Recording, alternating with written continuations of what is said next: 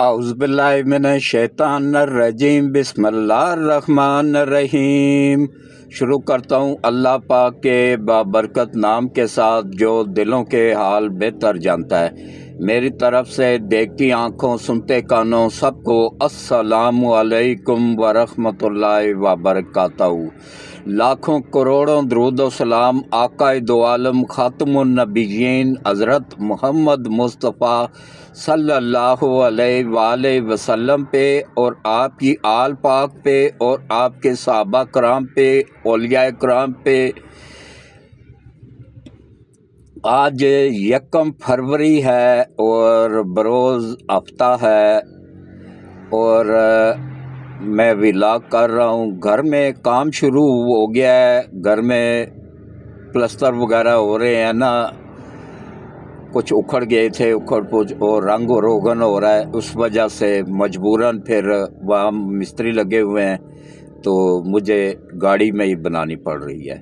پہلے میں کراچی گیا ہوا تھا، سفر میں تھا اندرون سندھ کا، اس کی وجہ سے نہیں بنا پا رہا تھا اور اب گھر میں کام شروع ہو گیا ہے، لیکن چند دنوں کی بات ہے، انشاءاللہ پھر اپنے کمرے میں ہی بنایا کروں گا۔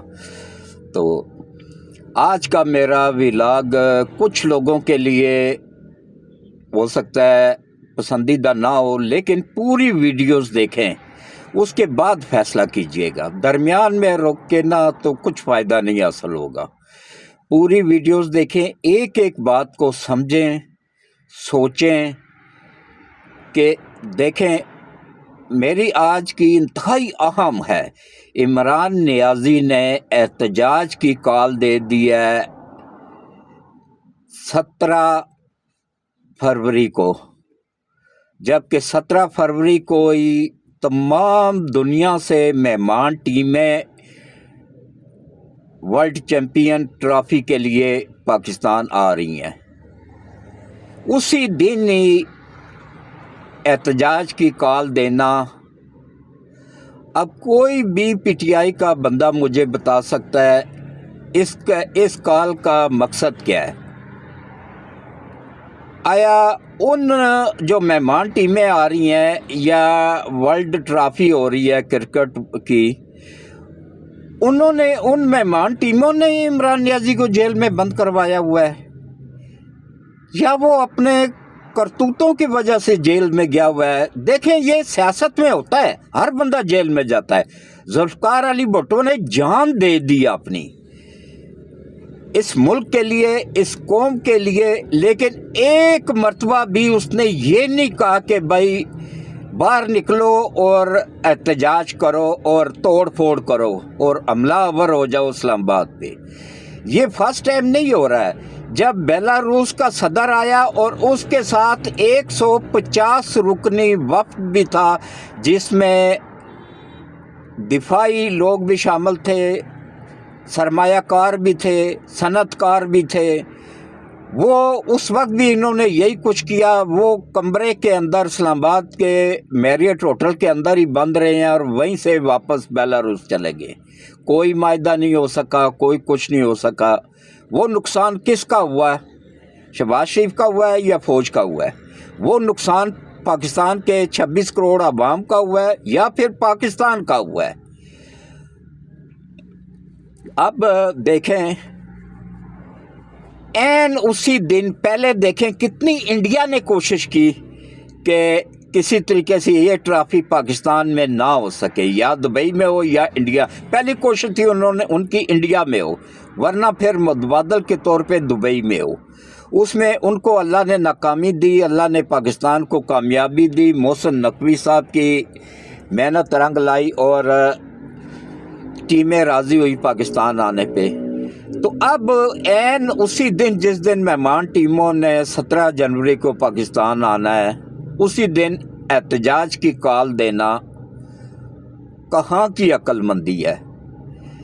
اگر مطلب وہ ممالک ڈر کے یا ہنگاموں کی وجہ سے نہیں آتے ہیں تو وہ نقصان کس کا ہوگا؟ شہباز شریف کا ہوگا، نواز شریف کا ہوگا، زرداری کا ہوگا، یا پھر فوج کا ہوگا؟ کس کا ہوگا؟ किसी का भी नहीं होगा। वो नुकसान होगा तो पाकिस्तान का होगा और पाकिस्तान के 26 करोड़ अवाम का होगा, और बदनामी होगी तो किसकी होगी? पाकिस्तान की होगी। आइंदा के बाद फिर कोई टीम पाकिस्तान आना ही पसंद नहीं करेगी। तो खुद जो बाहर लोग निकलेंगे उनकी जानों को खतरा है। मैं कलफन कह रहा हूँ, मैं कसमिया तौर पे कह रहा हूँ, इनको लाशें चाहिए। इन्होंने इस मरतबा KPK से ही बंदे मार के 100-150 बंदा ला के जहाँ कुछ को 26 नंबर पे फेंकना है, ये मोटरवे से नीचे उतरते ही वहाँ पे उन्होंने कुछ लोगों को फेंकना है, जहाँ पे इस्लामाबाद की हदूद शुरू होती है। ब्लू एरिया में कुछ लोगों को फेंकना है और कुछ लोगों की लाशों को फेंकना है इन्होंने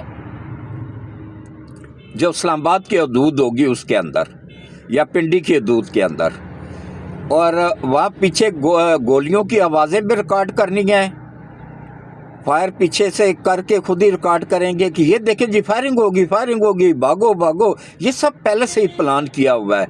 और प्लान किसने किया हुआ है? ये आलमी ताकतों ने, जो नहीं चाहते हैं पाकिस्तान तरक्की करे, जो नहीं चाहते हैं CPEC कंप्लीट हो।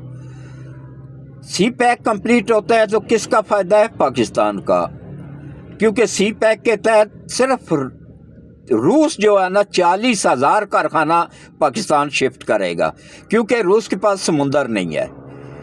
इस समुंदर के लिए, इस गर्म पानी के लिए रूस ने अपनी आधी फौज अफगानिस्तान में मरवा दी थी।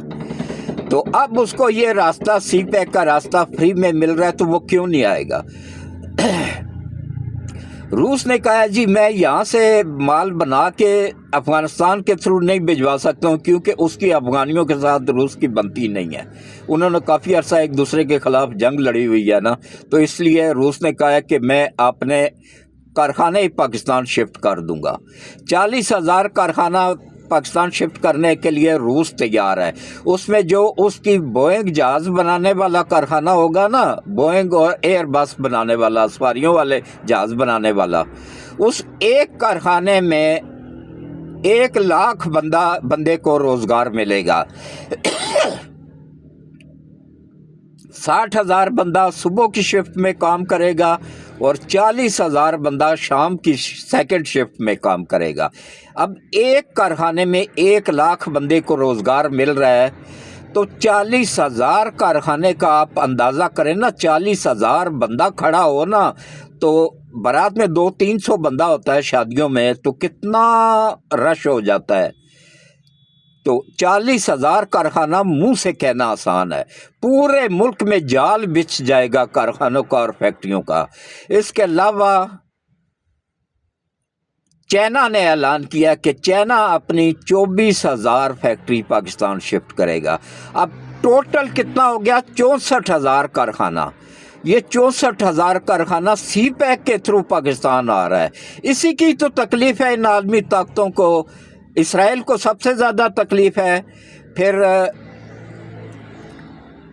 अमेरिका को सबसे ज़्यादा तकलीफ़ है। अमेरिका की तो पॉलिसी ही यही थी कि पाकिस्तान को और इंडिया को लड़ाओ और अपना असला बेचो। अब पाकिस्तान और इंडिया के ताल्लुकात बेहतर हो रहे हैं, इंडिया को भी अक्ल आ गई है कि अब पाकिस्तान मेरे से बहुत आगे निकल गया, पाकिस्तान का मुकाबला करना बेवकूफ़ी है। अब वो भी अवाम पे लगा रहा है और पाकिस्तान भी अवाम पे अब पैसा लगना शुरू हो गया है। पेट्रोल के रेट कम हो रहे हैं, महंगाई कम हो रही है। इंशाल्लाह जब वर्ल्ड बैंक के उससे निकल जाएंगे ना हम, इस वक्त तो हमारा स्टेट बैंक की वर्ल्ड बैंक IMF के पास गिरवी पड़ा हुआ है, और ये गिरवी रखवाने वाला इमरान नियाज़ी है। अभी गूगल सर्च कर लें किसने रखवाया था, इमरान नियाज़ी ने रखवाया था।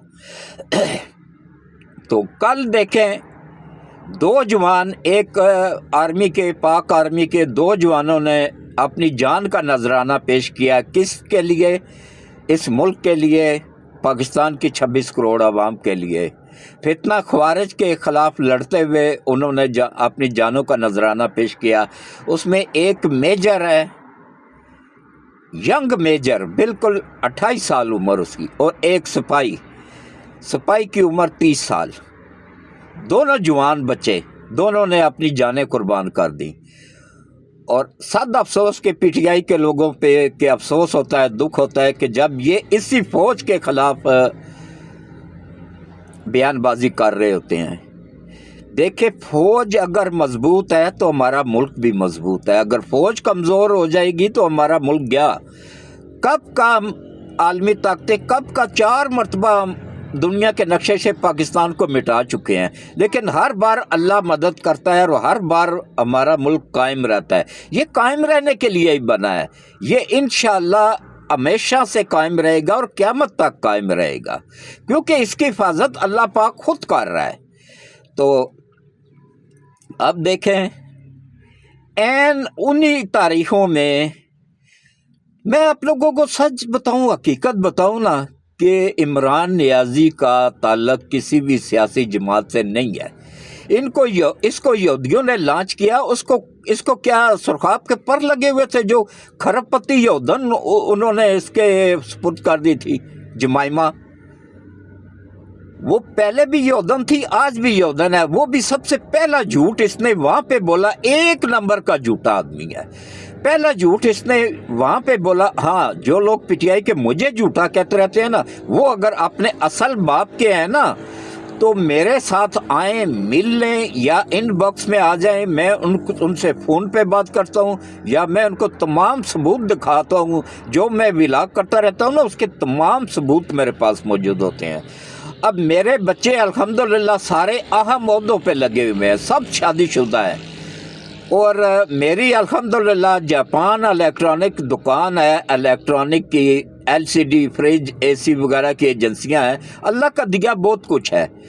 اب 75 سال کی عمر میں مجھے کیا ضرورت پڑی ہے کہ جھوٹ بول کے اپنی آخرت خراب کروں؟ پھر پیسوں کی بھی کمی نہیں ہے، اللہ پاک نے بہت دیا ہوا ہے، تو میں کیوں اس طرح کروں گا؟ تو اس کے بعد اب اس کی دشمنی، اس بندے کی دشمنی میں نہیں کہہ رہا ہوں، یہ آج سے 40 سال پہلے جب یہ آکسفورڈ یونیورسٹی میں پڑھتا تھا تو حکیم سعید نے کتاب لکھی تھی جاپان کی کہانی، اس کا صفحہ نمبر 13، 14، 15 پڑھ لیں۔ اس میں اس نے واضح طور پہ لکھا تھا کہ ایک پاکستانی لڑکے، اس وقت یہ کرکٹ میں بھی نہیں پڑھ رہا تھا، اسٹوڈنٹ تھا آکسفورڈ یونیورسٹی میں، ایک پاکستانی لڑکے عمران احمد نیازی کو یہودیوں نے سلیکٹ کر لیا ہے۔ پہلی سلامی 35,000 پاؤنڈ اس کو دی گئی ہے، یہ بھی اس میں لکھا ہوا ہے کتاب میں۔ اور اس میں آگے جا کے لکھا ہوا ہے کہ اب اس کو تعلیم سے جیسے ہی فارغ ہوگا تو اس کو مشہور کروایا جائے گا، تعلیم کے دوران ہی کچھ سکینڈل بنا کے مشہور کروایا جائے گا، کچھ میڈیا میں اس کو لایا جائے گا، میڈیا میں کھربوں ڈالر یہودی لابی نے لگائے ہیں، میڈیا کو خریدا ہے، میڈیا میں اس کو نام بنایا جائے گا۔ اس کے بعد پھر اس کو کرکٹ میں لایا جائے گا، کرکٹ میں لانے کے بعد پھر اس کو کرکٹ ٹیم کا کپتان بنایا جائے گا، پھر اس کے بعد پھر اس کی ایک کھرب پتی یہودن کے ساتھ شادی کروائی جائے گی اور اس کو بڑا سا گھر بھی یہودی بنا کے دیں گے، اور اس کے بعد اس کے بچوں کی پرورش بھی یہودی کریں گے۔ یہ بھی اس کتاب میں موجود ہے، نہ ہو میں ذمہ وار ہوں، میں ہر سزا کے لیے تیار ہوں۔ کتاب کا نام ہے جاپان کی کہانی، صفحہ نمبر 13، 14، 15، 3 صفحے ہیں، دونوں سائڈیں ملائیں تو 6 صفحے بن جاتے ہیں صرف عمران کے بارے میں۔ تو آگے جا کے لکھا ہوا ہے کہ اس کو پھر ایک سیاسی جماعت بنا کے دی جائے گی، اس سیاسی جماعت کو اتنا مشہور کروایا جائے گا کہ یہ سیاسی ٹاؤٹ جو ہے، یہ سیاسی بکاؤ میڈیا جو ہے، اس کو خریدا جائے گا، اس کو اتنے ڈالر لگائے جائیں گے کہ جو بھی چینل عوام آن کرے گی اسی کا ہی بتایا جائے گا، اسی کے بارے میں مشہوریاں آئیں گی کہ عمران نیازی اس ملک کو بچائے گا، عمران نیازی اس قوم کا نجات دہندہ ہے۔ اسی طرح عوام کے ذہنوں میں اس کا نام بٹھا دیا جائے گا۔ اور اس کے سب سے پہلے ان کو چاہیے تھے پٹھانوں کو اپنی طرف راغب کرنے کے لیے اس نے کیا کیا، اپنے نام کے ساتھ سے خاندان کا نام ہٹا کے، نیازی ہٹا کے خان لکھ دیا، عمران خان، خان لگا دیا. میں اس کو کیوں نہیں خان کہتا ہوں, یہ پٹھان ہے ہی نہیں تو خان کیوں کہوں اس کو. یہ پنجابی ہے اور نیازی ہے. اس کے بعد پھر انہوں نے کہا جی اس کو یہ پارٹی بنا کے دی جائے گی, پارٹی کو مشہور کروایا جائے گا, کھربوں ڈالر لگا کے اور اس کو جتوایا جائے گا اور اسی کے تھرو ملک کو تباہ کروایا جائے گا. یہ کتاب ایک دن بازار میں آئی, اگلے دن حکیم سعید کو کراچی میں شہید کر دیا گیا. حکیم سعید وہ بندہ ہے جو اللہ کا ولی بھی تھا اور گورنر سندھ کا عہدہ اس نے 3 دن بعد استعفیٰ دے کے چھوڑ دیا تھا. جو اب چمٹ جاتے ہیں نا وہ مر کے ہی کرسی کو چھوڑتے ہیں, لیکن اس نے تیسرے دن استعفیٰ دے دیا تھا. کیا ہوا, وہ حکیم تھا نا تو اس کے ایک مریض کو سیکورٹی والوں نے آگے نہیں آنے دیا, اس تک ملنے نہیں دیا, تو اس نے ریزائن کر دیا تھا, استعفیٰ دے دیا تھا گورنرشپ سے. کراچی کا گورنر بنایا گیا تھا, اس کو نواز شریف نے بنایا تھا. تو ہر اچھے کام کے پیچھے نواز شریف کا نام ہوتا ہے. پھر یہ پی ٹی آئی کے لوگ کہتے ہیں جی کہ میں اس کی تعریف کیوں کرتا ہوں. بھائی آج عمران نیازی ملک کا وفادار بن جائے, ملک کے لیے کام کرے, تو میں ان سے زیادہ اس کی تعریف نہ کروں تو آپ نے باپ کا بیٹا ہی نہیں ہوں. اور بتاؤ, لاؤ تو صحیح نا اس کو سیدھے راستے پہ, ملک کا وفادار تو بناؤ نا اس کو. دیکھیں عین اسی دن اسی موقع پہ جب کہ تمام دنیا سے عالمی ٹیمیں, کرکٹ کی ٹیمیں, مہمان ٹیمیں, ایک کسی ملک میں ٹیم جاتی ہے نا تو وہ مہمان ہوتی ہے اس ملک کی اور اس ملک کے عوام کی. تو وہ جو ٹیمیں پورے ورلڈ سے آ رہی ہیں, پوری دنیا سے آ رہی ہیں, وہ کیا تاثر لے کے یہاں سے جائیں گے جو اگر ان کو کمروں کے اندر بند کر دیا گیا, باہر نکلنے کی اجازت نہ دی جائے, باہر ہنگامہ آرائی ہو رہی ہو, تو کیا نقشہ پوری دنیا کے سامنے پاکستان کا جائے گا. یہ کس طرف ملک کو لے جا رہے ہیں. کیا اسی لیے یہ ملک بنا تھا, اسی لیے ہمارے آباء و اجداد نے قربانیاں دی تھیں لاکھوں. یہ ملک کیسے بنا یہ پی ٹی آئی کے لوگوں کو کیا پتا. یہ جو گندی نسل عمران نیازی نے تیار کیا نا, اس کو کیا پتا. یہ تو اپنے باپ کو بھی گالیاں دیتے ہیں, سکے باپ کو گالیاں دیتے ہیں. اگر وہ عمران نیازی کے خلاف کوئی بات کر لے تو اس کو نیازی کہا کریں, کبھی بھی خان نہ کہا کریں, کیونکہ یہ خان ہے ہی نہیں, نیازی ہے. تو اب آپ آ جائیں جناب کہ دیکھیں اسی ڈیٹ کو 17 تاریخ کو ہی احتجاج کی کال دینا کہاں کی عقل مندی ہے. اس کے بعد پھر کس طریقے سے وہاں پہ ان کو لاشیں چاہیے. اب جو بھی ان کے ساتھ باہر نکلے گا نا وہ یہ سوچ کے نکلے کہ ان کو 150 بندہ انہوں نے مارنا ہے, مار کے تو یہ میری لکھ لیں, اگر نہ ایسا ہو تو جو چور کی سزا وہ میری سزا. تو انہوں نے وہ لاشیں پھینکنی ہے آگے لا کے اور بدنام کرنا ہے پاک آرمی کو. یہ عالمی طاقتوں کا ایجنڈا ہے کہ ویسے تو وہ پاک آرمی کے ساتھ لڑ نہیں سکتے کیونکہ یہ ایٹمی پاور ملک ہے, تو اندر سے کمزور کرنے کے لیے عوام کو اور فوج کو لڑا. عراق کی فوج کتنی مضبوط تھی, عوام کو اور فوج کو لڑا کے اس کو کمزور کیا. لیبیا کی فوج کتنی مضبوط تھی, عوام کو اور فوج کو لڑا کے اس کو کمزور کیا, اس کے بعد اس ملک کا بیڑا غرق کیا. شام کی فوج کتنی مضبوط تھی, عوام کو اور فوج کو لڑا کے شام کا بیڑا غرق کیا. جتنے ملک ان عالمی طاقتوں نے تباہ کیے نا, یہ گریٹر اسرائیل کا ایجنڈا ہے, اسی پہ ہی عمل ہو رہا ہے. عقل کرو, اپنے اندر کچھ شعور پیدا کرو اور سوچو. یہ تم لوگوں کے, ہم لوگوں کے باپ داداؤں نے اپنی جانوں کا نذرانہ دے کے یہ ملک حاصل کیا ہوا ہے. تو اس کے بعد دیکھیں کس طریقے سے یہ اسی ڈیٹ کو ہی تاریخ دینا اور اسی ڈیٹ کو ہی کیا نام ہے لوگوں کو مجبور کرنا باہر نکلیں. 17 تاریخ کو مہمان ٹیمیں اور 19 کو ٹرافی سٹارٹ ہو جائے گی. 2 دن پہلے مہمان ٹیمیں آ جاتی ہیں نا, پریکٹس کرتی ہیں, تو 2 دن پہلے وہ انہوں نے پاکستان پہنچنا ہے، یہاں پہ آگے ہنگامہ آرائی ہو رہی ہوگی، ایئرپورٹ بند ہو چکے ہوں گے، کیا ملک کے جو جائے گا پوری دنیا میں، پوری دنیا کا میڈیا پہلے ہی پاکستان کے خلاف ہے، وہ کیا پاکستان کا نقشہ پیش کرے گا دنیا کے سامنے؟ ایک دہشت گرد ملک کا، پہلے ہی ہم دہشت گردی کے دپیس میں سے بڑی مشکلوں سے نکلے ہیں۔ تو اب خدا را میری اپیل ہے سب پی ٹی آئی کے لوگوں سے کہ خدا را ملک کے وفادار بنیں، ان سیاسی پارٹیوں کے وفادار مت بنیں، ان سیاسی ایجنڈے پہ، ان کے عالمی طاقتوں کے سیاسی ایجنڈے پہ جو بندہ عمل کر رہا ہے اس کا ہرگز ساتھ نہ دیں، اپنے ملک کے وفادار بنیں، اپنی قوم کے وفادار بنیں، اپنے ماں باپ کی خدمت کریں، اپنے لوگوں کی خدمت کریں، اور اپنے دین کے وفادار بنیں، نبی پاک کے غلام بنیں۔ اگر غلامی کرنی تو نبی پاک کی غلامی کریں، اور اس کے بعد اگر کسی کی خدمت کرنی ہے نا تو پھر خدمت کریں اپنے ماں باپ کی، اپنے بزرگوں کی خدمت کریں تو پاکستان کی کریں، خدمت کریں تو پاک افواج کی کریں جو اپنی جانوں کا نذرانہ پیش کر رہے ہیں۔ اس کے ساتھ ہی کسی کو اگر میری کوئی بات بری لگی ہو تو معذرت چاہتا ہوں، اس کے ساتھ ہی مجھے اجازت دے دیں۔ اللہ حافظ۔